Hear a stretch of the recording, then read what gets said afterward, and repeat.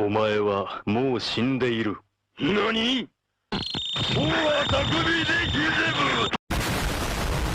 ？So it is finally anniversary day, meaning we have been given a lot of new content to play with, probably the most content we have ever been given for an anniversary.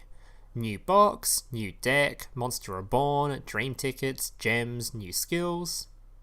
Kind of. The deck cannot include 2 copies of the same card.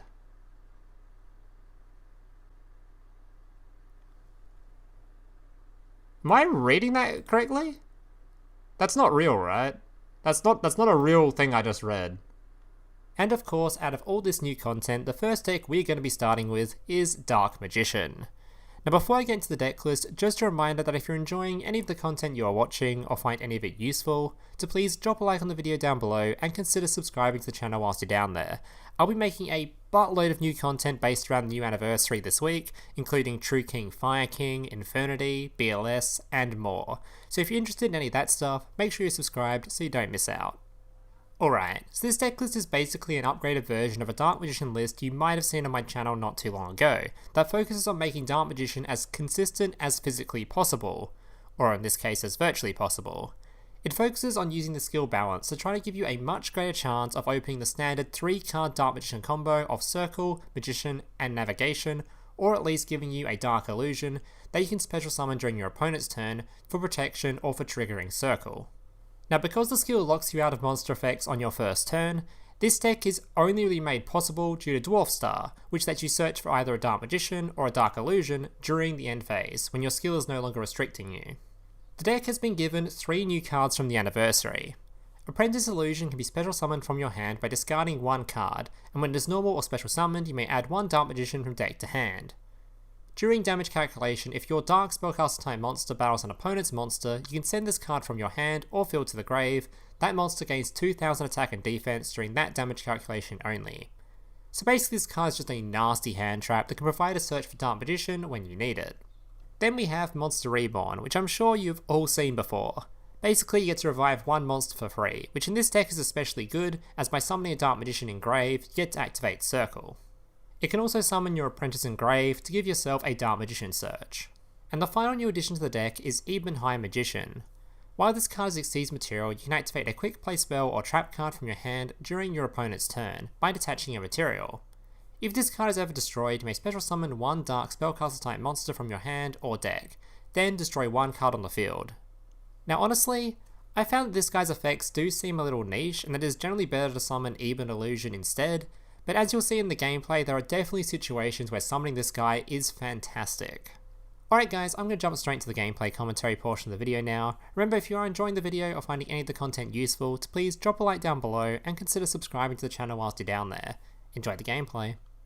Alright, so let's get into it. So as you can see, with this deck list, I went 8 wins out of the 10 games I played with it, which is pretty good considering I think one of the losses was a mirror match? Was it this one? It was a mirror match, so that's pretty good. I think the other one was actually Harpy.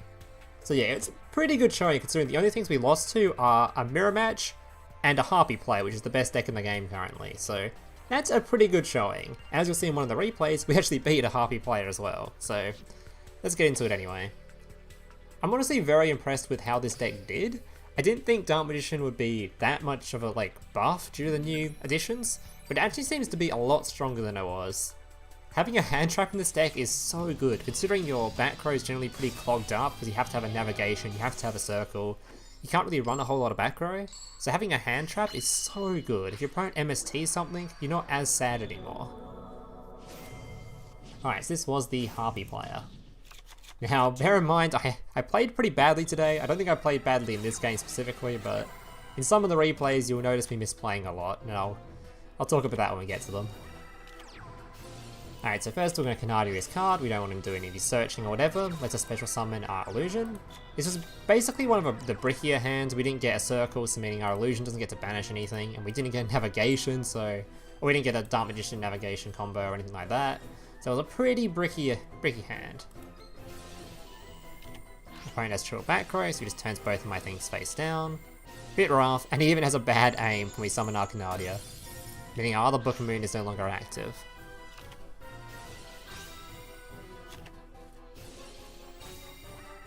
Of course, he already had a Harpy Perfumer in hand, so he has the luxury of summoning this from deck as well.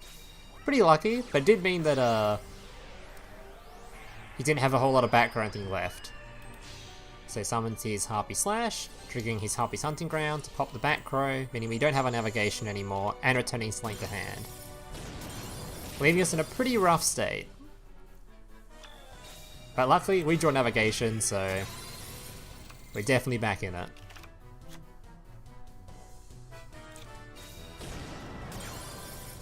We're going to go back to my turn just in case I draw a circle, because then I would use the circle and try to banish his thing rather than... So I'm not scared of his back row, I have a negate in grave already, so the fact that I didn't need this in the graveyard during his turn, like normally during the end phase of your opponent's turn you want to activate navigation then, that way you have the trap in grave and you can use it to negate and such. But in this case I waited to come back to my turn in case I top decked a circle, sorry. So then I could have banished it. In this case we top decked an illusion, which is good enough, because it means we can summon our 2 Dark Magician, rather than Exceed summoning, which puts us at risk of his back row. We keep our Dark Magicians on board, so we have the protection of navigation, and we have the hand trap in hand anyway, so it can beat over it. Lucky Bastard does a nice little top deck, but in this case, we still have a navigation in grave, so he was done for. He would have to have some pretty nasty back row left to have beaten us from there. Alright, next gameplay. And this is where the misplays start. But I kept these replays anyway because they were pretty good replays at showing the deck doing what I want it to do. It's just I have a small brain. Which is no surprise, you guys are probably used to my content by now. I'm pretty good at making decks, but when it comes to actually playing them, it's that's a different story.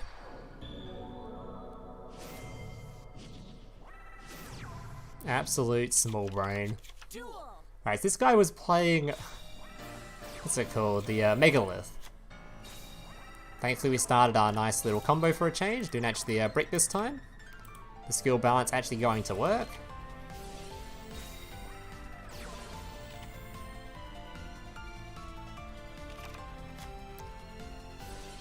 This guy's going to do a bunch of stuff.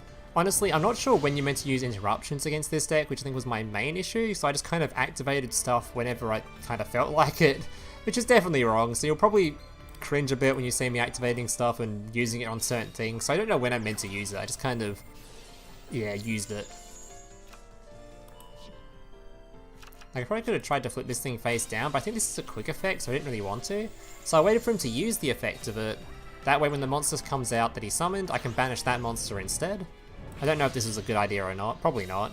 And I also summoned this card to the board because I wanted to search for a Dark Magician, so I had, in case he completely nuked my board this turn, I'd still have a Dark Magician in hand to use with my navigation. That was the plan anyway. In hindsight, it probably wasn't that great because it also meant that I kind of bricked myself on my board. Since I only have these 2 monsters on board, I can't Exceed summon or anything.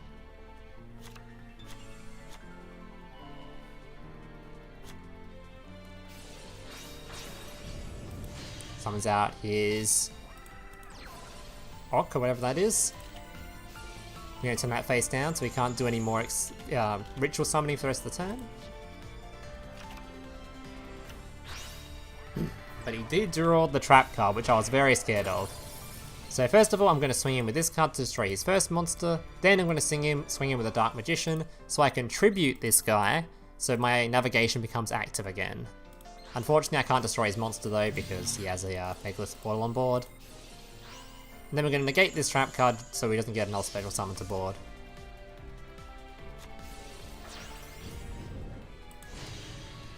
Just summons out his monster. I'm going to book and moon that so he can't use its effect to ritual summon again. And we still have a circle and a navigation active.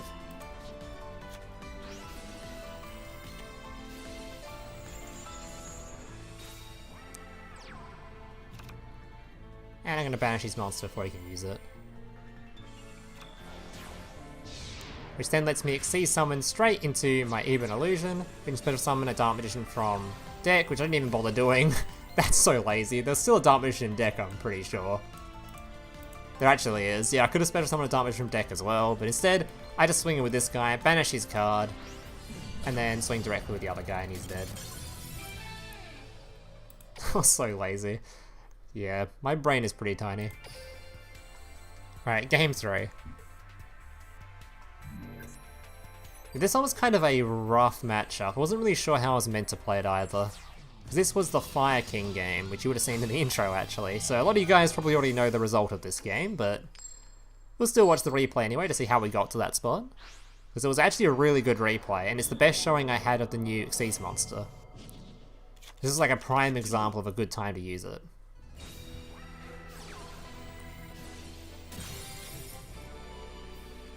So we hit the good gamble again of getting on Circle, our Navigation, and our Searcher. He doesn't even have a negate on board like they normally do, so we can even use this effect to just search.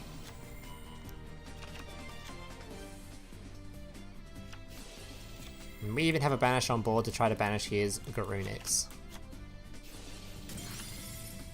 I didn't even check if this guy was playing the new card for Fire King. I don't think he was. He didn't show it in this replay anyway. So we're going to be banishing that straight away. So this deck feels like it kind of counters this deck, kind of counters Fire King, but it also doesn't because you have like no recovery. So even if you do destroy Fire Kings, or banish them I mean, instead of destroying them, it does mean that as soon as they summon another one, they just nuke your board and you just... it's very hard to recover. But in this situation, because I know this deck is very primed to playing hand traps, rather than summoning a bunch of monsters and trying to go for lethal, instead, I summon myself an Ebon Magician. Now this guy, as you know, when he destroys a battle or card effect and goes to the graveyard, he can special summon another Dark Magician from deck. This means I'll special summon another Dark Magician, I'll get the destruction that comes with Ebon Magician's special summon, and I'll get a banish from Circle, so 2 lots of removal. And I still have enough for lethal on board to try and get him to use one of his hand traps as well. Yeah, we don't trigger his Destiny Draw just yet, so we don't do anything, we just pass the turn. And of course, it comes out his second Garunix. Which I don't... Did he destroy this turn? Oh yeah, he did destroy this turn. Special summons it out. Destroys our monster, which we can special summon back. Get a Circle banish and a pop from our effect, leaving his board completely empty.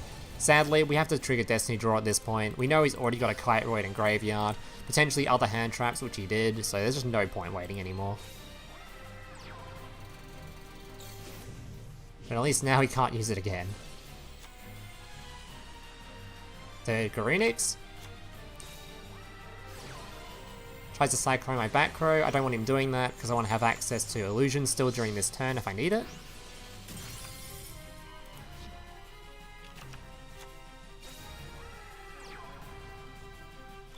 We're not going to summon our guys to go for lethal because he knows he's Kite Roid. We're just going to save them as hand traps and just swing in again. Continue to try and play a bit slower. Because we're actually running out of resources quite drastically here.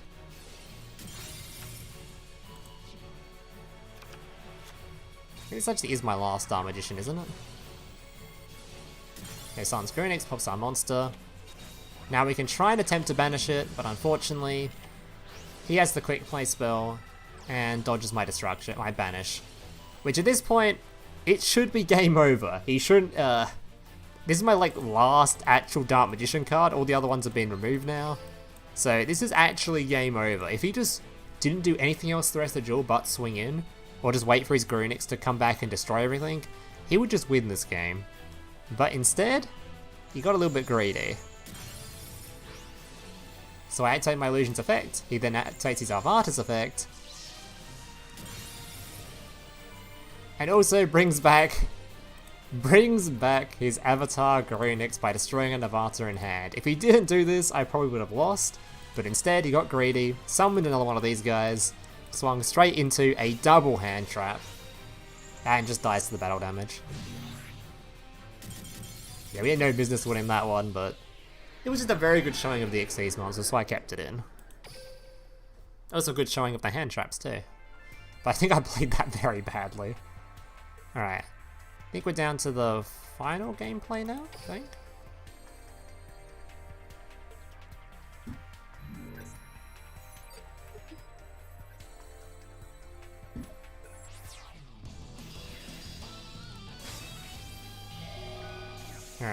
forget what this guy was playing. Is this a Gaia player, maybe? Duel. I think it was a Gaia player. Alright, it's a good turn 1 setup. Even got to draw the Dark Magician straight away, so we didn't have to rely on searching for it, so we could search for an illusion instead. Yeah, it was Gaia.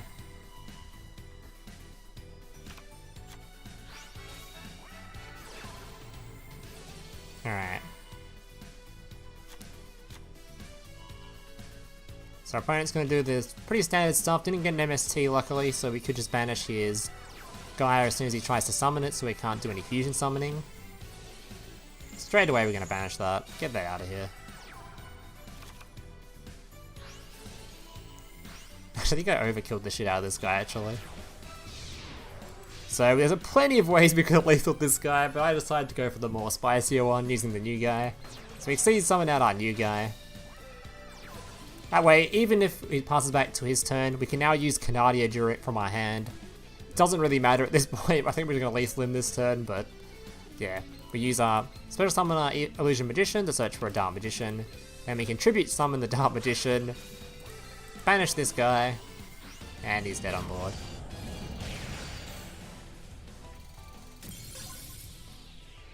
Alright, so that's going to be it for today's gameplays. I hope you guys enjoyed them. If you did, make sure to leave a like, subscribe, all that kind of stuff. And yeah, hope you see you in the next one. Laters. Hey, big brother, can I watch SpongeBob? Shut up, Mokuba. I'm busy flagging YouTube videos to compensate for the fact that I have an extremely small penis. Oh.